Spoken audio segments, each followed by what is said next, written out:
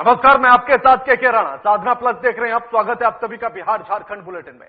खबरों का सिलसिला शुरू करने से पहले एक नजर डालेंगे सुर्खियों पर।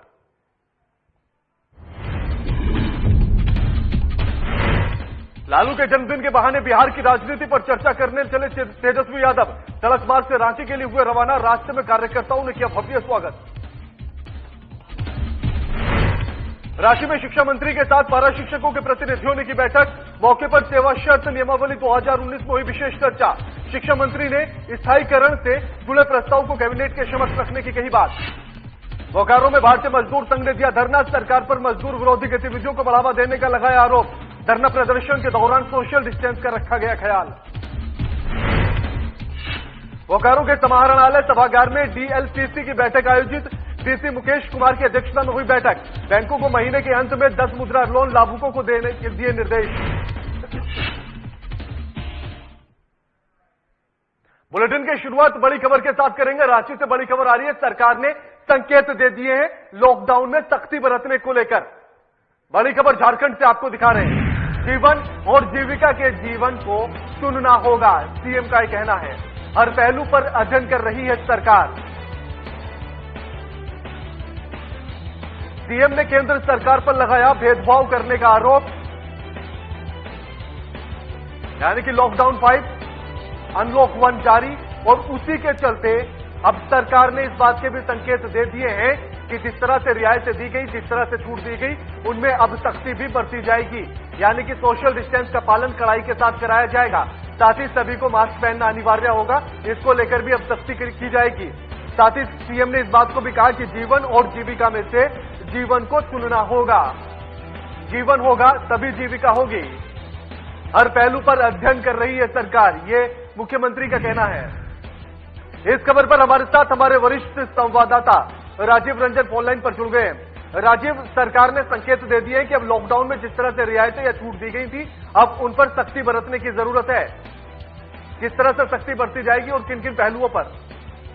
जी देखिए, मुख्यमंत्री ने पहले भी कहा है इस बात को लेकर कि कोरोना एक ऐसा महामारी है जिससे निपटने के लिए हर व्यक्ति को तत्पर रहना होगा और हर व्यक्ति को इसमें अपनी भागीदारी सुनिश्चित करनी होगी। और उन्होंने इस बात को लेकर पहले भी जोर दिया था कि हमारे लिए जीवन पहले इम्पोर्टेंट है और उसके बाद ही जीविका का साधन या फिर कोई आय स्रोत है वो इम्पोर्टेंट है। क्योंकि जब इस बारे में अर्थव्यवस्था के बारे में उनसे बात की गई थी कि लॉकडाउन के कारण अर्थव्यवस्था नीचे जा रही है, तो उन्होंने स्पष्ट तौर पे कहा था कि जब जिंदगी रहेगी तो अर्थव्यवस्था भी फिर पटरी पे चली आएगी। और इसीलिए आप देखिए कि केंद्र सरकार ने लाख लॉकडाउन किया है या फिर लाख छूट दी है, लेकिन उसके बावजूद भी झारखंड सरकार ने छूट देने से इनकार कर दिया है और स्पष्ट तौर पे कहा है कि छूट अभी देना संभव नहीं है। क्योंकि जिस तरह से प्रवासी आ रहे हैं, राज्य में लगातार कोरोना संक्रमण की संख्या बढ़ते जा रही है, तो आप देख सकते हैं कि दृढ़ निश्चय एक है कोरोना को खत्म करने के लिए। और इसी कारण से सरकार तमाम चीजों को खुद मॉनिटरिंग कर रही है और इस पर पहल कर रही है। जी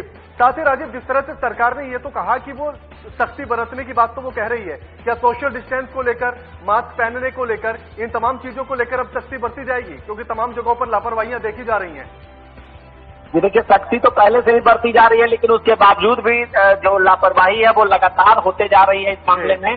और सबसे ज्यादा लापरवाही वही लोग कर रहे हैं जो ज्यादा पढ़े लिखे लोग हैं। आप बात करें राजनीतिक दलों की, अगर बात करें जिन पे जवाबदेही होती है कि आम जनता के भलाई के लिए सोचे, तो सबसे ज्यादा कोई सोशल डिस्टेंस की धज्जी उड़ा रहा है तो वो राजनीतिक दल ही है। लगातार जो कार्यक्रम होते हैं, जनता के बीच जाने की जो बात होती है, उसमें दूरी का ख्याल नहीं रखा जाता है। लोग एक दूसरे के संपर्क में आते रहते हैं। तो ऐसे में कोरोना से जंग के लिए सिर्फ बातों से और सिर्फ बयान से नहीं चलेगा, बल्कि उसके लिए एक ठोस पहल करनी होगी और उस पहल पे हर लोगों को काम करना होगा। हर लोगों को गंभीरता से जिम्मेवारी निभानी होगी, तभी कोरोना पर हम विजय प्राप्त कर सकते हैं। जी जी, शुक्रिया राजीव आपका हमारे साथ ये तमाम बातचीत करने के लिए। नेता प्रतिपक्ष और आरजेडी नेता तेजस्वी यादव अपने पिता लालू प्रसाद यादव से मिलने के लिए बिहार शरीफ के रास्ते सड़क मार्ग से रांची पहुंचे हैं। इस दौरान तेजस्वी यादव बिहार शरीफ स्थित 17 नंबर मोड़ पर कुछ देर रुके, जहां पहले से इंतजार कर रहे आरजेडी नेताओं ने उनका भव्य स्वागत किया।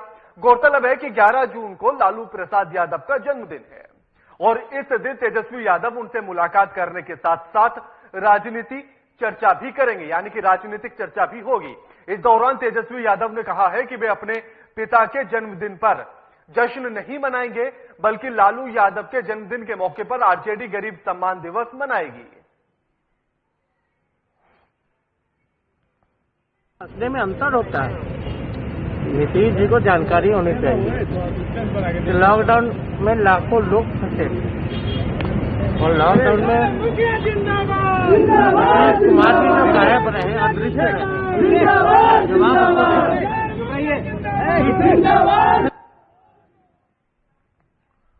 आपको बता दें कि नेता प्रतिपक्ष तेजस्वी यादव आज रांची पहुंच रहे हैं। अपने पिता लालू प्रसाद यादव से वो रिम्स में हैं, उनसे मिलने के लिए पहुंच रहे हैं। और साथ ही आपको बता दें कि बिहार शरीफ स्थित 17 नंबर मोड़ पर वो कुछ देर के लिए रुके, जहां पहले से आरजेडी नेता और कार्यकर्ता उनका इंतजार कर रहे थे। कार्यकर्ताओं ने उनका भव्य स्वागत किया। तस्वीरें भी हम आपको दिखा रहे हैं। साथ ही वो आवाजें भी सुनवाई जा रही थी, जिसमें उनके कार्यकर्ता उनके जिंदाबाद होने के नारे लगा रहे थे। साथ ही अपने पिता से वो मुलाकात करने जा रहे हैं। राजनीति पर चर्चा की जाएगी। उनका कहना है कि 11 जून को लालू प्रसाद यादव का जन्मदिन होता है। उन्होंने कहा कि हम अपने पिता के जन्मदिन के मौके पर कोई भी जश्न नहीं मनाएंगे, बल्कि उनके जन्मदिन को वो गरीब दिवस के रूप में मनाएंगे। उनका यह कहना है कि आरजेडी गरीब सम्मान दिवस के रूप में लालू प्रसाद यादव के जन्मदिन को मनाएगी।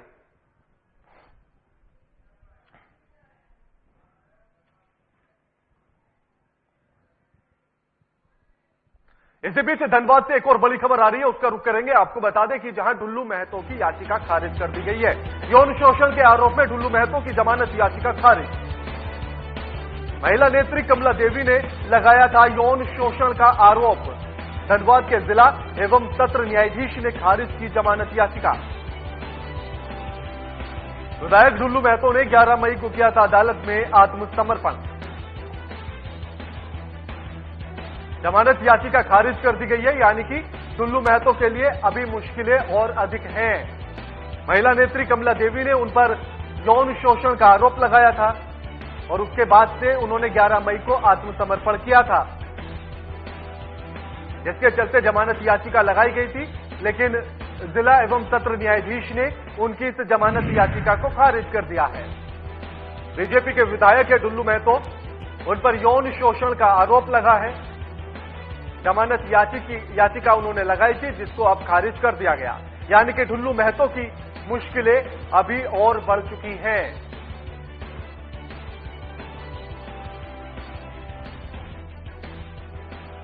ग्यारह मई को अदालत में आत्मसमर्पण किया था विधायक डुल्लू महतो ने। इस खबर पर हमारे साथ हमारे संवाददाता अमित सिन्हा फोनलाइन पर जुड़ गए हैं। अमित, डुल्लू महतो की जमानत याचिका खारिज कर दी गई है, यानी कि यह कहा जाए कि डुल्लू महतो की मुश्किलें अभी और अधिक बढ़ गई हैं। जी बिल्कुल केके, जैसे इस मामले में आज सुनवाई के दौरान जिला सत्र न्यायालय ने जो आदेश सुनाया है कि उनकी जो जमानत की अर्जी थी उसे खारिज कर दी जा रही है, तो इसके बाद न सिर्फ डुल्लू महतो बल्कि उनके जो बचाव पक्ष के जो वकील हैं उनके लिए भी समस्या है, क्योंकि बचाव पक्ष लगातार ये कोशिश कर रही थी क्योंकि जो विधायक डुल्लू महतो पे 1 दर्जन से ज्यादा केस चल रहे थे। लगभग तमाम केसों में एक के बाद एक जो है जमानत मिलती चली गई और ये आखिरी ऐसा केस था जिसमें जमानत मिलने के बाद डुल्लू महतो जेल से बाहर निकल पाते, लेकिन आखिरी कड़ी जो थी वहां पेंच फंस गई और जमानत नहीं हो पाई। लिहाजा जो है डुल्लू महतो फिलहाल जेल से बाहर नहीं निकल पाएंगे।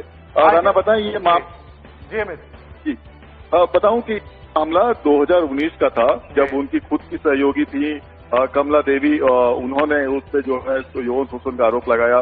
कई बार जो है एसपी के पास इस मामले को लेकर एफआईआर कराने की कोशिश की गई, लेकिन पुलिस की ओर से भी इसमें सहयोग नहीं मिला था और आखिरकार जो है कोर्ट में जाने के बाद उन्होंने कोर्ट में अपनी याचिका दायर की कि जो डुल्लू महतो विधायक है उनके द्वारा यौन शोषण करने का प्रयास किया जाता रहा और पुलिस इस पर कार्रवाई नहीं कर रही थी।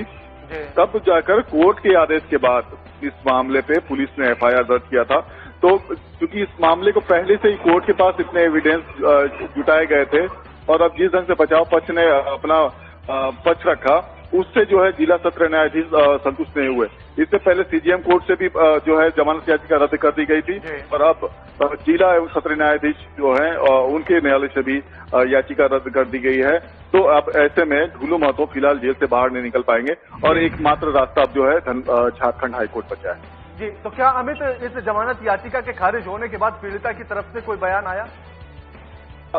देखिए, अब चूंकि मामला इस तरह का पेच फंसा हुआ था, हालांकि हर बार जो डूलूमातो के बचाव पक्ष के अधिवक्ता हैं वो खुलकर सामने आते रहे हैं, लेकिन जैसे इस मामले में उनकी याचिका रद्द हो गई तो उनकी ओर से भी ज्यादा कुछ कहने के लिए कोई लोग सामने नहीं आए। लेकिन जो बातें उभर कर सामने आ रही है कि अगली जो तारीख पड़ने वाली है सुनवाई की, उसके पहले ही बचाव पक्ष डूलूमातो के जो अधिवक्ता हैं वो हाईकोर्ट में जमानत याचिका के लिए जा सकते हैं। जी, शुक्रिया अमित आपका हमारे साथ ये तमाम बातचीत करने के लिए।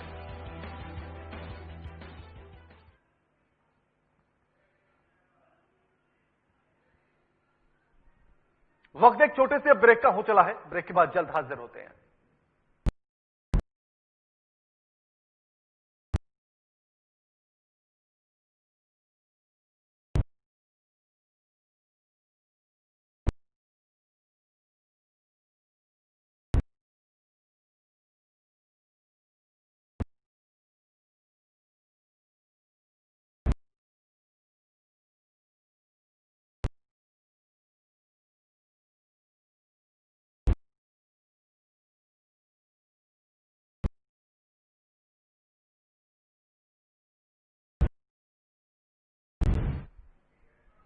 ब्रेक के बाद आप सभी का स्वागत है। शिक्षा मंत्री के साथ पारा शिक्षकों के प्रतिनिधियों की एक विशेष बैठक मंत्रालय में आयोजित की गई।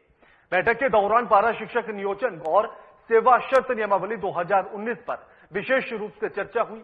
वहीं बैठक के दौरान पारा शिक्षकों के प्रतिनिधियों और शिक्षा मंत्री के बीच स्थायीकरण के मुद्दे को लेकर भी विचार विमर्श किया गया है। शिक्षा मंत्री ने स्थायीकरण से जुड़े प्रस्ताव को मंत्रिमंडल यानी कि कैबिनेट के समक्ष रखने की बात कही है। इस दौरान पारा शिक्षक भी इस बैठक से संतुष्ट नजर आए।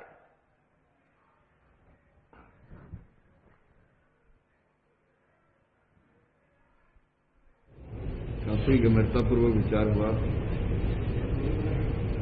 हमारे सभी सम्मानित पार्टीकर लोग, सौहार्दपूर्ण बात हुआ, चर्चा हुआ। चर्चा के दौरान जो भी नियमावली में संशोधन था, थोड़ा सा आगे पीछे करके उसको हम बना देंगे, लेकिन जो मूल बातें हैं अस्थायीकरण करने की, इसका सारा चीज विभाग से प्रस्ताव कैबिनेट में भेजने के लिए हमने आदेश किया है।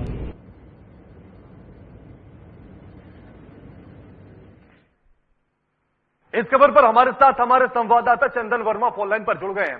चंदन, बैठक की गई शिक्षा मंत्री ने की है पारा शिक्षकों के प्रतिनिधियों के साथ। जिस तरह से बैठक में बात कही गई, जिस तरह से विचार विमर्श हुआ, यह कहा जा सकता है कि 61,000 पारा शिक्षकों के लिए स्थायी होने का रास्ता अब साफ हो चुका है। जी हाँ, देखिए, जो देश भर में जो पारा शिक्षक थे वो अपने अस्तित्व की लड़ाई पिछले कई वर्षों से लड़ रहे थे और इसके लिए पिछली सरकार के समय उन्होंने भी कई दिनों तक आमरण अनशन के लिए बैठा हुआ था अपनी मांगे मनवाने के लिए। लेकिन इस बार की सरकार ने उनकी जो मांगे हैं वो पूरी कर दी है।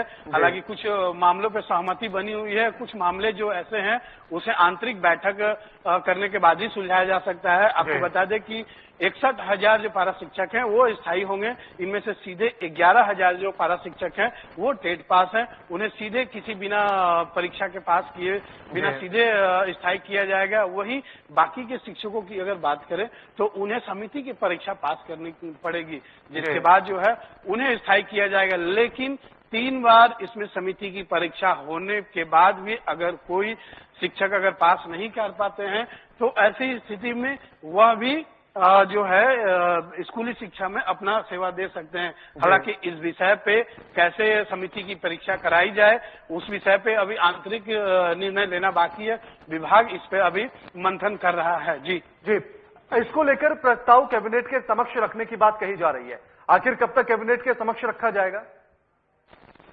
देखिए, निश्चित तौर पे ऐसा लग रहा है कि कुछ दिनों में जो है, क्योंकि सरकार शुरू से ही अपने मैनिफेस्टो में जो है दोनों दल जो है जेएमएम और कांग्रेस की अगर बात करें तो दोनों दल जो है अपनी मैनिफेस्टो में जो है पारा शिक्षकों का मामला शामिल किए हुए थे। हालांकि ऐसा लग रहा है कि इसके बाद जो अब जो बैठक हुई है उसमें सरकार देर न करेगी और बहुत ही जल्द हो सके 1-2 हफ्ते के अंदर ही इसे कैबिनेट में शामिल कर लिया जाएगा और इस पे कई नियमावली अभी बनाना है।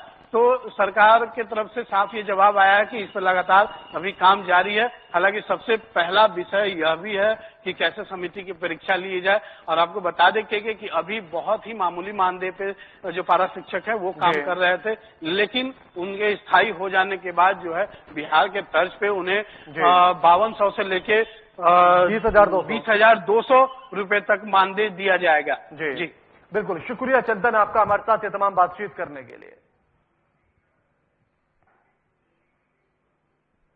लॉकडाउन में मजदूरों के रोजगार छिन जाने को मुद्दा बनाते हुए जन अधिकार पार्टी के युवा परिषद के नेता सत्येंद्र कुमार रॉय ने मुख्यमंत्री नीतीश कुमार पर निशाना साधते हुए कहा है कि मुख्यमंत्री गरीबों के बारे में कुछ नहीं सोचती है, वे मजदूरों को रोजगार दिलाने की बजाय वोट को इंतजाम कर रहे हैं।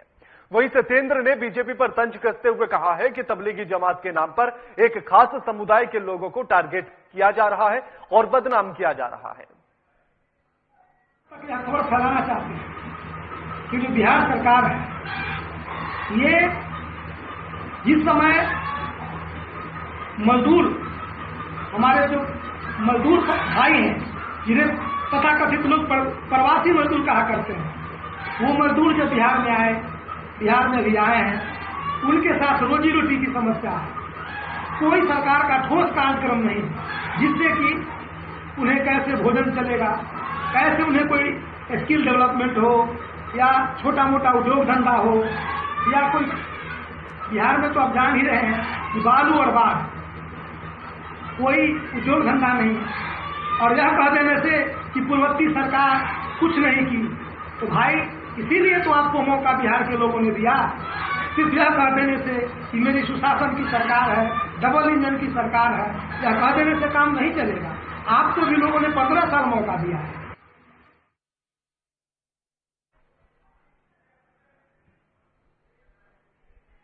हमारे साथ जन अधिकार पार्टी युवा परिषद के नेता सत्येंद्र कुमार रॉय फोन लाइन पर जुड़ गए। सत्येंद्र जी, स्वागत है आपका साधना प्लस पर। जी नमस्ते। नमस्कार सत्येंद्र जी, मुख्यमंत्री साहब ने कल भी वीडियो कॉन्फ्रेंसिंग के जरिए से जब बातचीत की थी तो उन्होंने कहा था कि उनकी पार्टी या उनकी सरकार के रहते हुए बिहार को जंगल राज से बाहर लाया गया, लोगों को रोजगार दिए गए, स्वास्थ्य सुविधाएं दी गई, वो तो तमाम कसीदे पढ़ रहे थे और आप कह रहे हैं कि वो कुछ नहीं कर रहे हैं।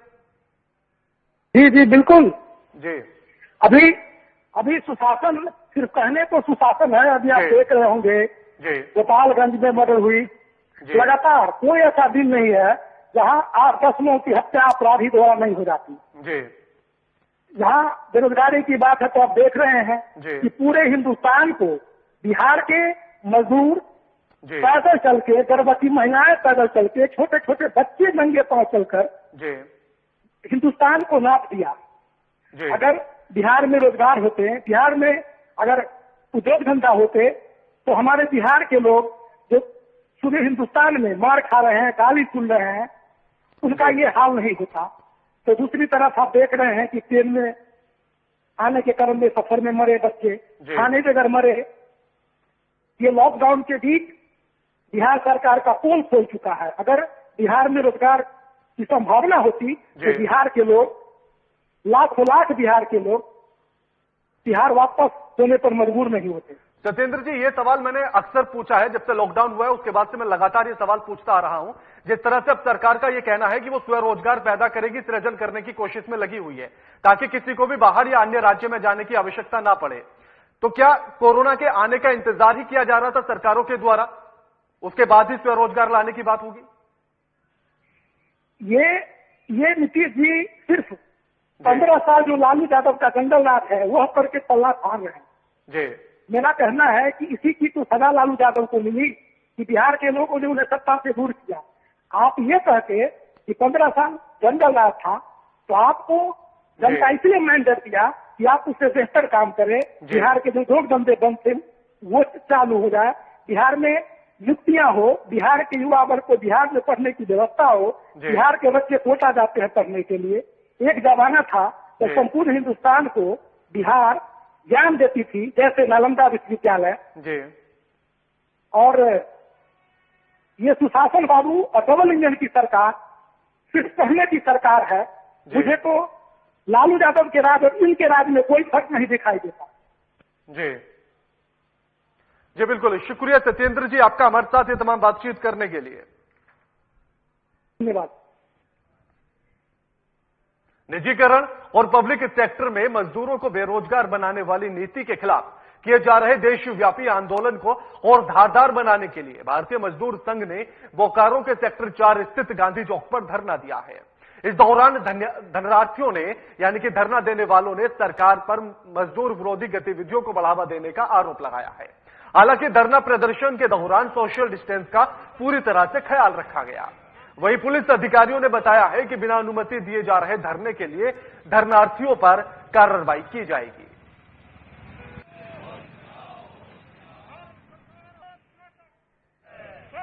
कार्रवाई के लिए फिर हम लोग अभी इसको कार्रवाई करेंगे। तो इन लोगों को हटने के लिए बोल दिया गया है और इन लोगों को अगर ऐसी कोई मांग है तो एसपीओ साहब के पास चले जाने के लिए बोला गया।